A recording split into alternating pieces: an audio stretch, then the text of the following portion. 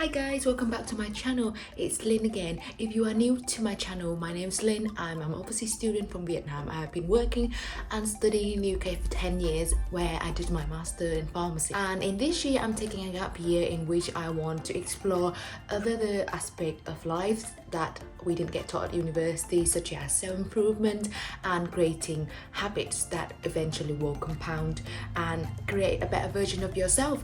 I would like to share with you 12 different habits that I have been practicing, and there's habits that are quite difficult to maintain, and in this gap year when I have more time for myself, I would like to focus on them so that I can maintain them every single day. They say it takes 18 months for a habit to actually embed into your daily routine. In these 12 habits, some of them I've been doing, some of them I've only just started doing, so I'm going to keep track of it, and we probably will review at the end of the year and see how do I get on with it. And I think it's really critical for us when we are in the 20 and 30 to form these habits, because it's really difficult when you turn 40 to 50. By then, I think with you had as form what kind of person you are, there's no changes then. It's going to be very difficult to experimenting with your life, so might as well form it now. You don't have to make a dramatically change into your life. It could just be a little bit here and there, 1% increase on the atomic habits. It's giving us a concept that if you just improve 1%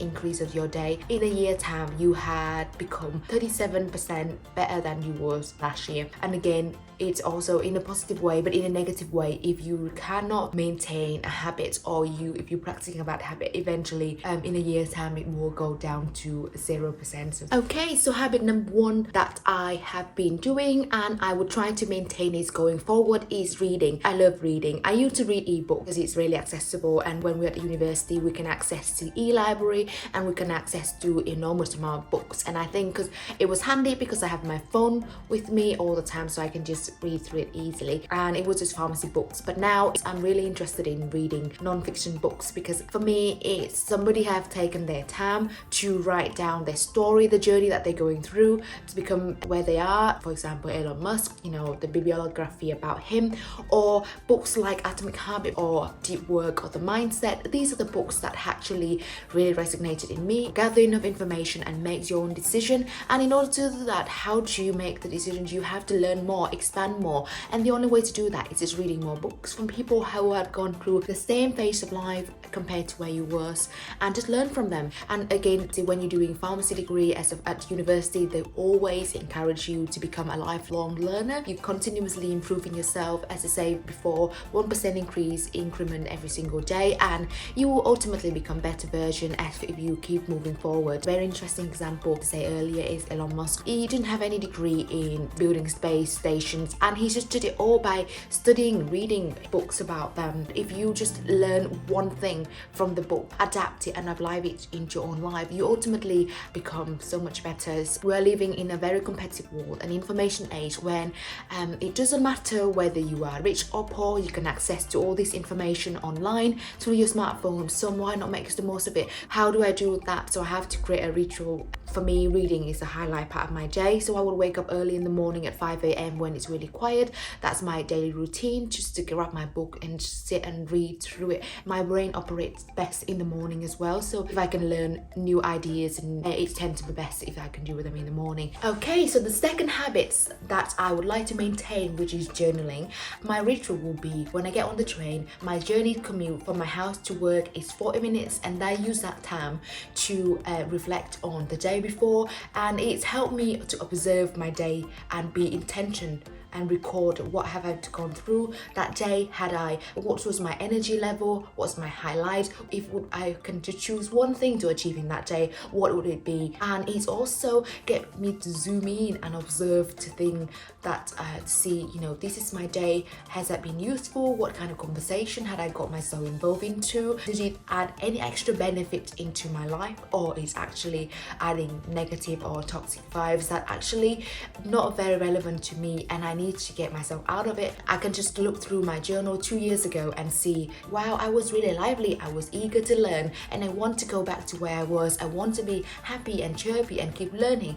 And that's what helped me to make all these decisions that I go through. And it's also helped me realize that you're not going to be happy every single day. A life lesson that you want to capture all that moment, and you know, it will be relevant to you in 10 years time, and you could look back and you think, oh, how much you have grown, and whether you are in the right direction. Are you following your bucket list, or you just making that bucket list first day of the year and just leave it there and not catching up with it for the rest of the year? Habit number 3 is waking up early in the morning. So my daily routine, as I mentioned from the first habit from reading, I wake up early. I am an early bird, so I know that I'm much more energetic in the morning. So even when for example, if I record any videos or if I do anything new, anything that require tremendous mental energy, I would like to do them in the morning. So in order to make the most of that, I need to wake up even earlier. So 5 a.m. is like, if I just keep a routine of go to bed at 10 p.m. and wake up at 5 a.m., I am recharged and I am at my 100% capacity, and I can learn much more.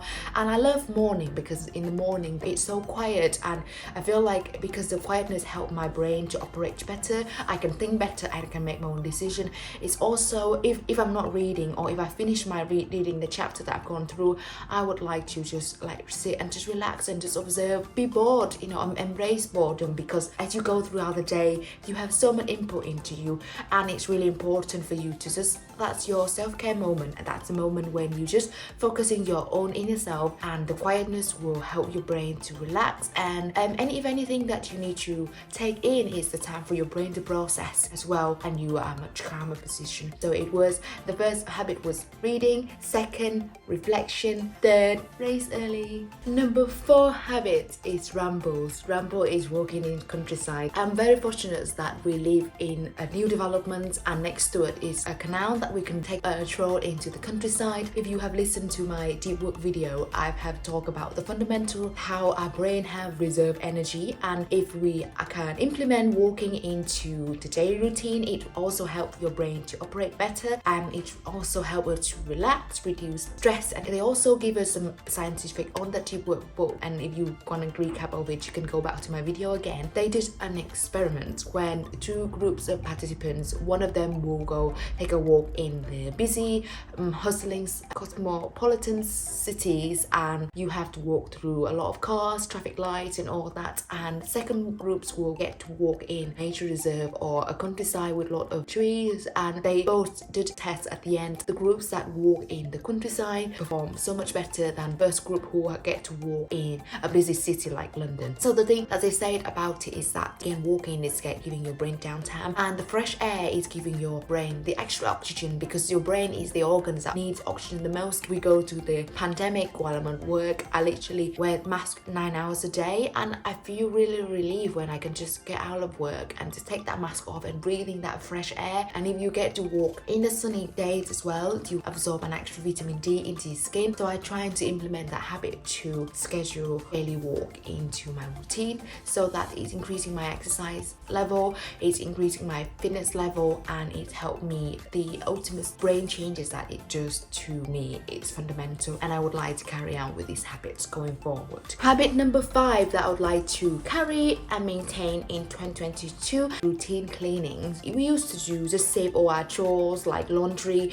wiping all the survey, cleaning the kitchen, cleaning the bathroom at the weekend, where we have 2 days and we just spend Saturday doing all the cleaning. Then we reflect on it and we thought, actually we can save on Saturday, like if I can have a block time when I can actually do my deep work. So in order to save that time, I need to divide the cleaning or doing all the chores during the week, break it down by 15 minutes to 20 minutes each day, and we do it as we go along. If we finish cooking, we just tidy up the kitchen, we just mop, we vacuum, space it out Monday to Friday, so that our weekend is just for us to doing hustle, doing our side projects that we are really interested in, and we no longer waste mental energy doing all that chores. It doesn't require a lot of your mental capacity. You can just do it, force yourself to do it after work. I know it's easy to say that then we could just finish eating and watching some Netflix series and go straight to bed, but actually you just need to spare out 20 minutes, just do it throughout the week, so you can do it when your brain is depleted, so that you can save the precious time at the weekend to just solely dive in whatever project you need to do, which is what we are doing to do. And as I mentioned,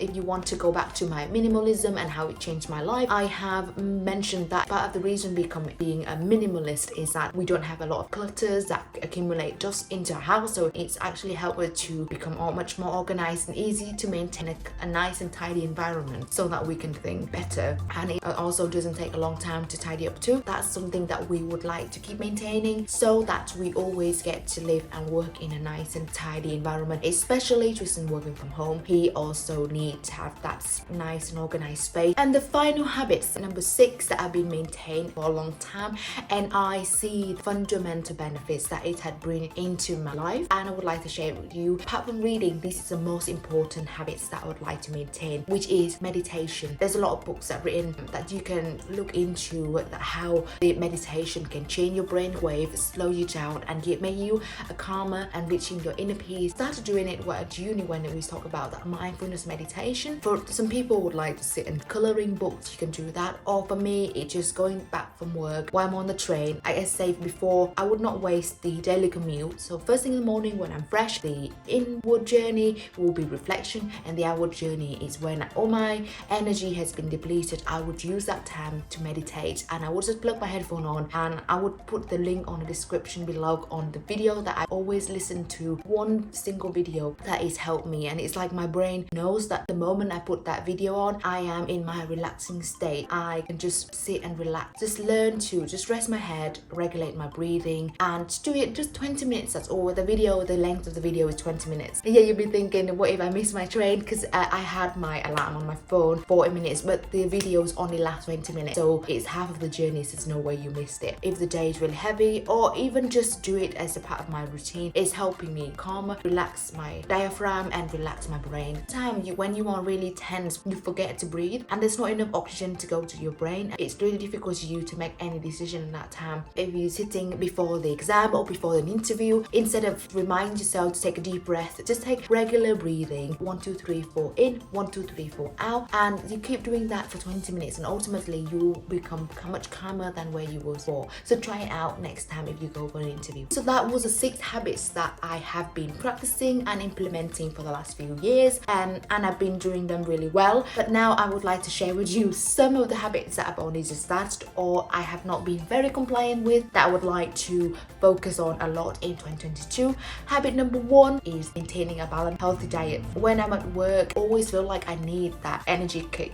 So the snacks that I had would be chocolate and sweet throughout the day. Habits for 2022 will be cut down in those sugar and replacing those unhealthy snack with healthy snacks. So we used to buy fruits, and it's taking a lot of time to prepare them, so I would start batching them on a Sunday night and just do it for 5 days when I'm at work and take it with me. And also eating more vegetables, eating more fish. I do think that we eat a lot of meat in our household, and we need to cut down on those meat. Ultimately not eating any meat, but again, I don't want to make a drastic change into our daily routine, so we just cut it down, just cutting down on meat. Then the next step will be cutting down on fish, and then the next step will be learning about different other alternative source of proteins that we can implement into our daily diet. The other habit that I would like to improve in 2022 will be recording all the learning that I've come across so far. And I think that probably the reason why I've started the YouTube channel in the first place, because I want to record all this extra exciting learning that I come across and share it with you guys. And also a reminder for me, put this video on and see, this is me in 2022, this is the habit that I would like to use. It's a reminder that I have to keep improving. If I watch myself in 2023, I need to know that I have implemented all these habits that I've set for myself. And the final habits that I would like to recap over, I used to do them really well,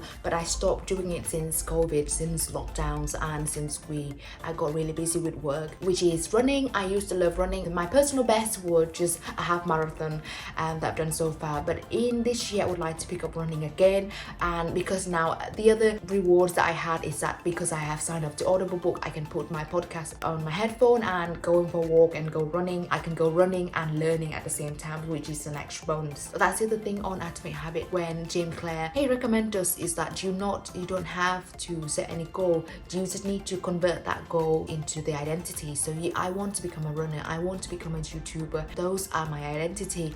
apart from being a pharmacist. Also talking about habits, it's actually quite difficult to maintain a good habit or to build a new habit. So you have to create a system that's actually beneficial to you, actually make it easy for you to implement those habits. The other thing that I've learned from the Atomic Habit is that you need scoreboards, I would say. We stick on in our bedroom and we tick them at the end of the day whether we have done with what we have promised that we are doing, because it's easier said than done. You know, it might be exciting to create New Year resolution, and then when you get to March you'll be like, oh, actually you go back to where you was before. So we're just reinforcing that you have to practice those, and in order to do that you just have a scoreboard. Your task is to tick as you go along. If you do it for a week or two, it become a chain, and our job is just to try not to break that chain. And ultimately, if you do it for 18 months continuously, and it will become you ultimately become that person. One action every single day,